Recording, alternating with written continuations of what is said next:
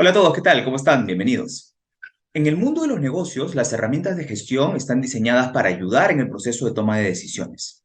En este sentido, la planificación estratégica es una herramienta de gestión que permite establecer los objetivos y alinearlo con las estrategias que van a permitir cumplir con dichos objetivos, teniendo siempre en consideración la meta de toda organización.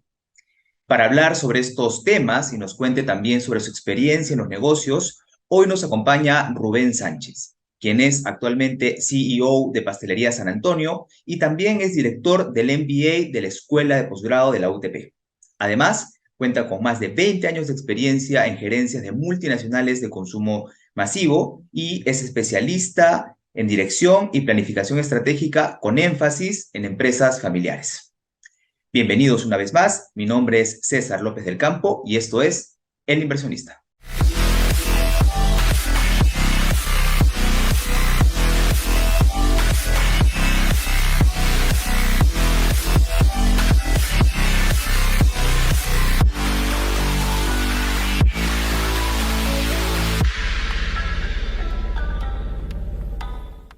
¿Qué tal, Rubén? ¿Cómo estás? Bienvenido y muchas gracias por aceptar la invitación. Gracias. Hola César, con mucho gusto, encantado.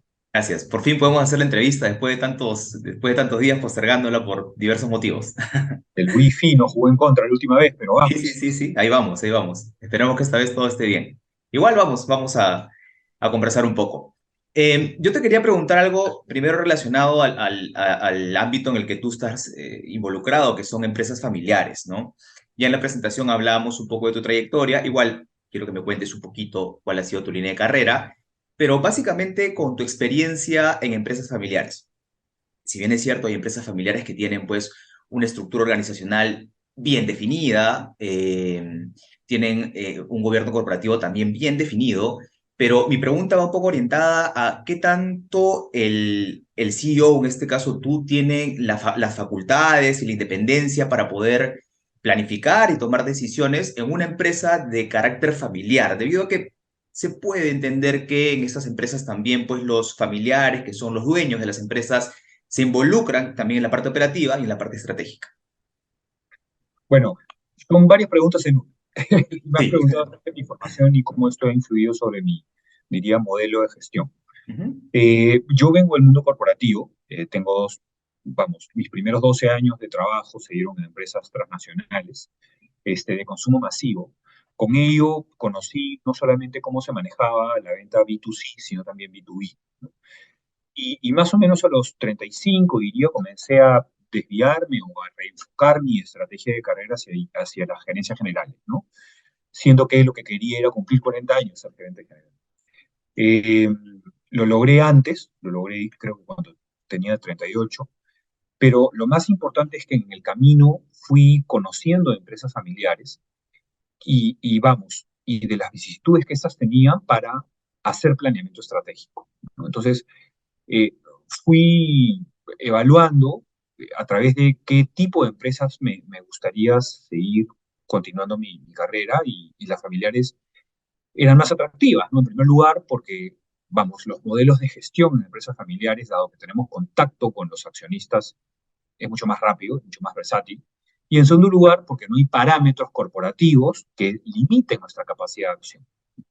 Con ello, creo que respondo, diría, a todos los ámbitos de tu pregunta, porque uno, estar en una empresa familiar en el Perú es estar probablemente en la base más grande de empresas, ¿no? Las empresas familiares son, mm, mira, a ojo de cubero, el 90% de las empresas que existen en el país. Y el otro 95%, perdón, el otro 5%, 10% son transnacionales de todo calibre.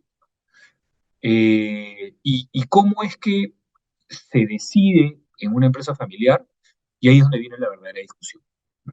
Se decide rápido, pero en muchos casos, más que tomar decisiones, la labor que tenemos los gerentes generales consiste en convencer a los accionistas que tienen miedo de tomar decisiones, porque ponen mucho en juego en sus negocios, cosa que no pasa en las corporaciones, que tienen más experiencia, que tienen más casuística, y por supuesto un impacto económico les duele menos. Así que por ahí va.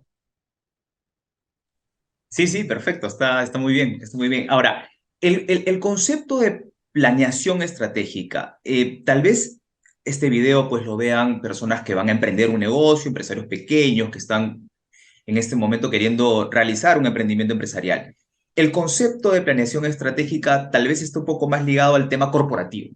En el tema de emprendimiento, ¿realmente se pueden utilizar estas herramientas de gestión? Se tienen que utilizar, César, Ujú. porque, vamos, si bien es cierto, no nos podemos tomar todo el tiempo del mundo, vamos, mucho tiempo para hacer planificación estratégica en empresas chicas. Tenemos que tenerla porque tenemos que tener el norte bien claro, hacia dónde queremos ir. Cuando no tenemos un plan estratégico, ya sea que el plan esté plasmado en una sola hoja, vamos, damos manotazos de ahogado, ¿no? Distraemos recursos, distraemos tiempo y lo que termina pasando es que la probabilidad de fracaso aumenta. La virtud que tienen las empresas grandes hacia planificación estratégica es que ellos tienen muy claro hacia dónde ir. Más bien, el problema que tienen las corporaciones es que no reaccionan rápido. El emprendedor o el empresario pequeño sí reacciona rápido. Entonces, lo que yo recomiendo siempre es poner en la balanza ambos temas, ¿no? Ser rápido, pero tener un norte bien definido. Y el emprendedor tiene que escribir en una hoja hacia dónde quiere ir. Para esto, yo siempre utilizo un modelo que se llama el modelo de mapa estratégico. El mapa estratégico es efectivamente lo que tú escribes en una pizarra en blanco y luego lo pones en una hoja en blanco. El mapa estratégico lo que hace es delinear a grandes rasgos lo que quieres hacer.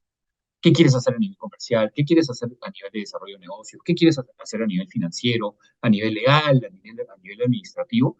Y con eso comunicarlo a toda la organización. Ya sea que tenemos una bodeguita o que tenemos una metalmecánica, nos va a servir para cualquiera.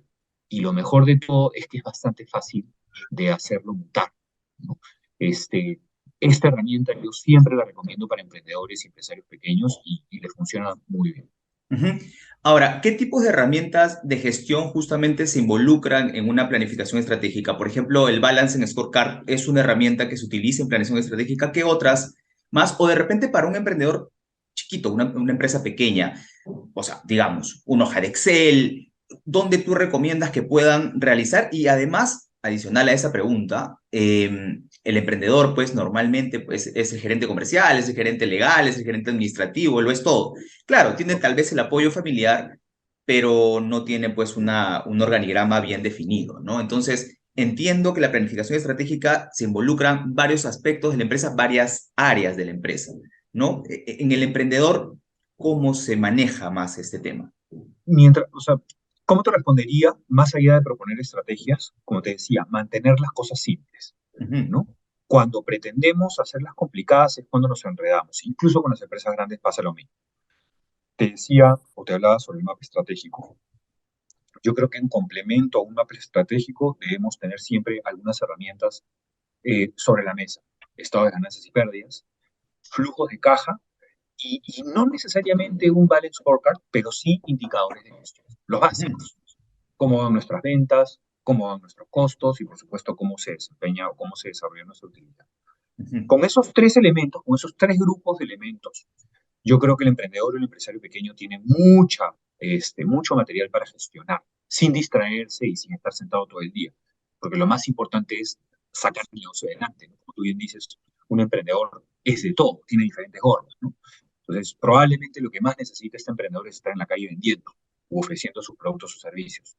Entonces, tiene que tener muy claro que mientras menos herramientas tenga en el escritorio, va a ser mejor porque lo vas a mantener muy ágil.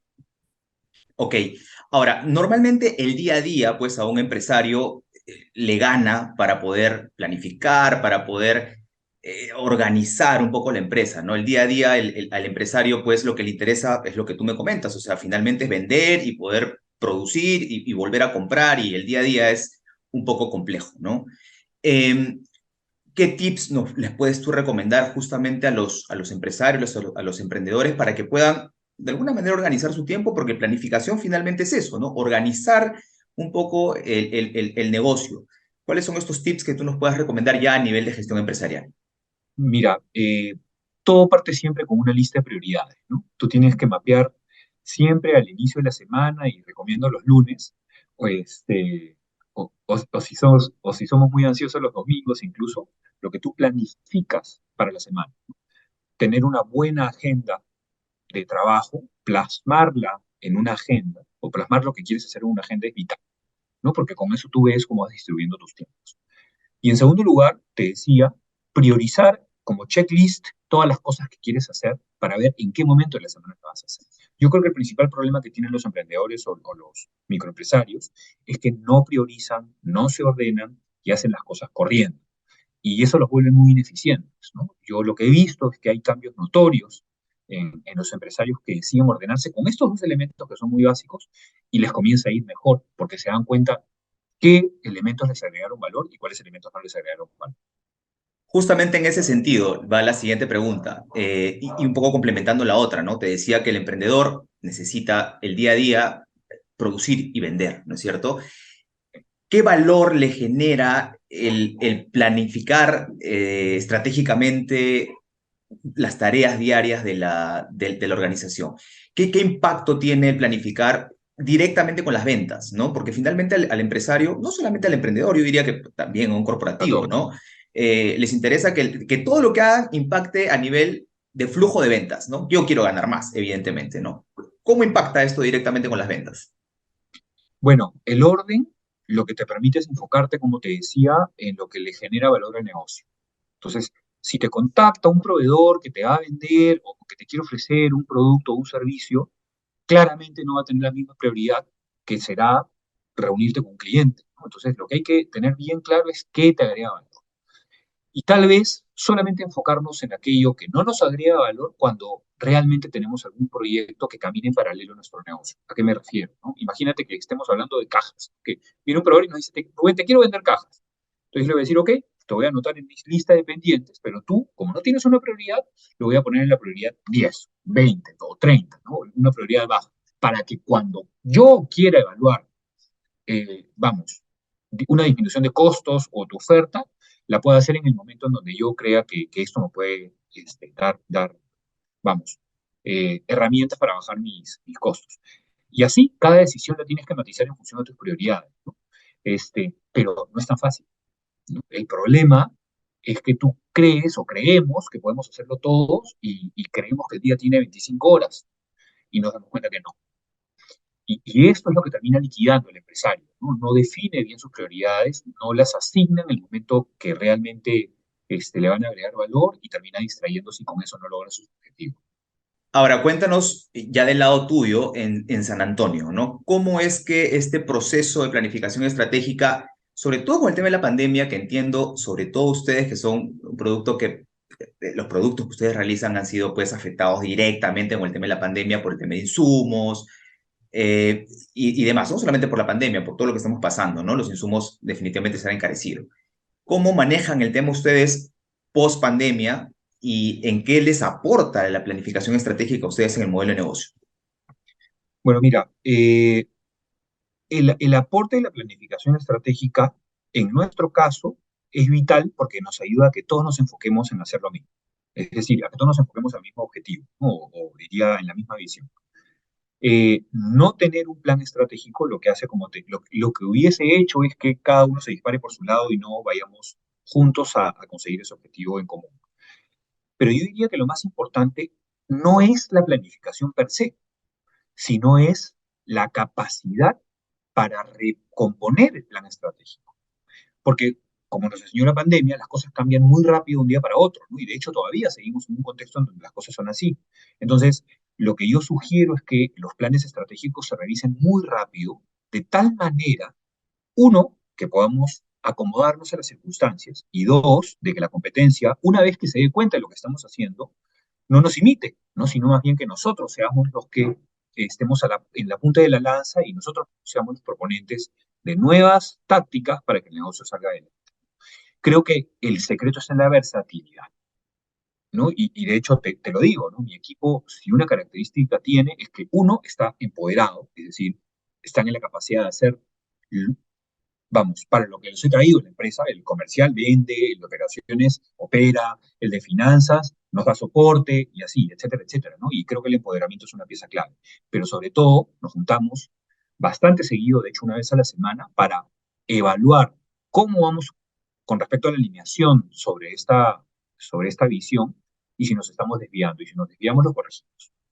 El impacto que ha tenido la pandemia, justamente, y ya entrando al tema de San Antonio, ha sido bastante fuerte, ¿no? O sea, me imagino que han tenido que cambiar procesos, incluso, no sé, corrígeme si me equivoco, incluso tuvieron que cambiar el modelo de negocio, adaptarlo a una más bodega que panadería, ¿no? Cuéntame un poco cómo ha sido para mucha gente seguramente que también tiene negocios, ¿no? De hecho, San Antonio es una cadena bastante importante en el Perú, pero panaderías o pastelerías más pequeñas probablemente también puedan seguir este cambio que ha tenido San Antonio para poder adaptarse a la nueva normalidad. Cuéntanos un poquito cuál ha sido el proceso de adaptabilidad que han tenido ustedes.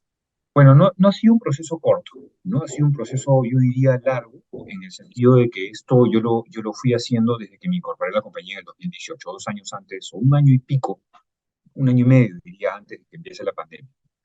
Y lo importante sobre esto fue la dinámica, ¿no? ¿Cómo hacer para que el proceso de cambio y de innovación esté en el ADN de mi equipo? Y lo hicimos de a poco, ¿no? En algunos casos, tuve que hacer algunos cambios en el equipo, porque había personas pues, que claramente no caminaban a la velocidad ni al ritmo de las necesidades de la empresa. Y dos, y lo más importante, veníamos ya ejecutando, diría, cambios que nos volvieron más ágiles, ¿no? Y yo creo que ambos elementos, la capacidad y la agilidad, son claves justamente para transformar el negocio, como bien lo dijiste, en una primera etapa como un mini market, ¿no? Como una bodega.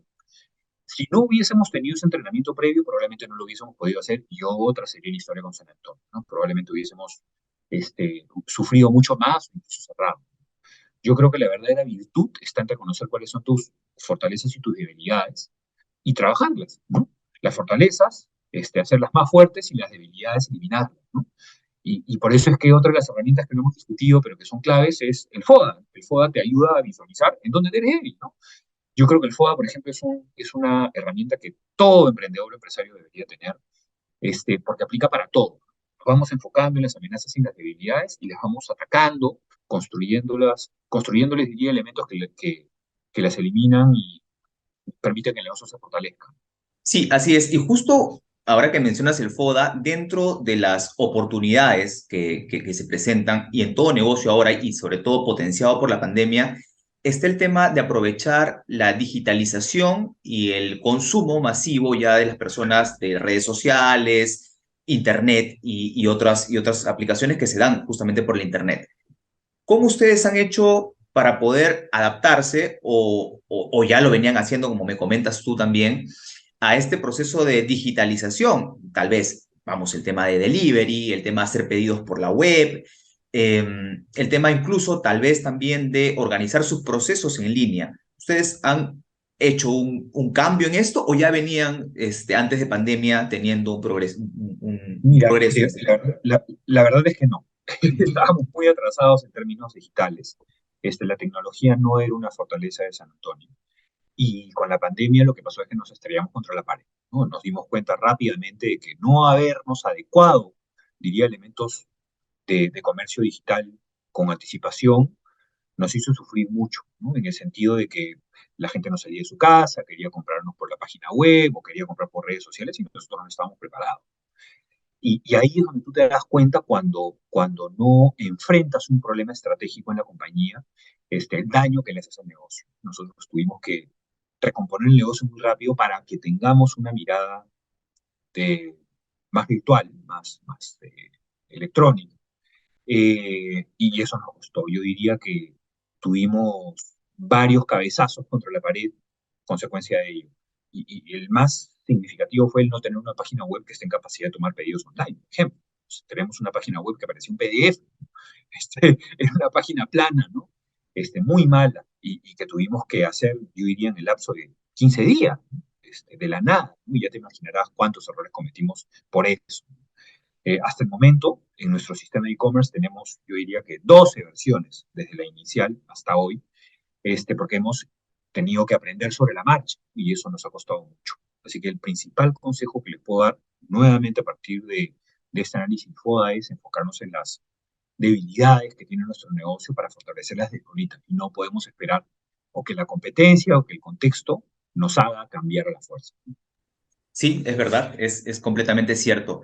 Ya para ir terminando, Rubén, un consejo final para aquellos empresarios, emprendedores e incluso para aquellas personas que dirigen empresas familiares desde tu perspectiva, desde tu experiencia, ¿qué consejos les puedes dar tanto a las personas que dirigen este tipo de empresas, pero también a los dueños de las empresas para que puedan un poco tener ese acceso entre ambos? A ver, dos consejos. Nunca trabajen con su familia. Este, y dos, hay que saber cuándo hay que dar paso a la siguiente generación o al siguiente gerente dentro de la empresa. Yo creo que los emprendedores y las empresas familiares tienen esos dos problemas que son los que hacen, diría, sucumbir a las organizaciones, ¿no? Cuando contratamos a mucha familia, estamos mezclando familia con negocios y eso no se lleva bien, ¿no? Son raros los casos en donde se llevan bien y pueden sobrevivir una o tal vez dos generaciones, pero la tercera no llega. Entonces hay que saber cuándo dejar de contar con la ayuda de nuestros familiares para que el negocio se profesionalice y camine solo. Y en segundo lugar, te decía, este, hay que entender cuándo es que nosotros como fundadores o como emprendedores tenemos que dar el paso hacia atrás y dejar que vengan profesionales gestionen nuestra empresa, porque son dos perfiles completamente diferentes.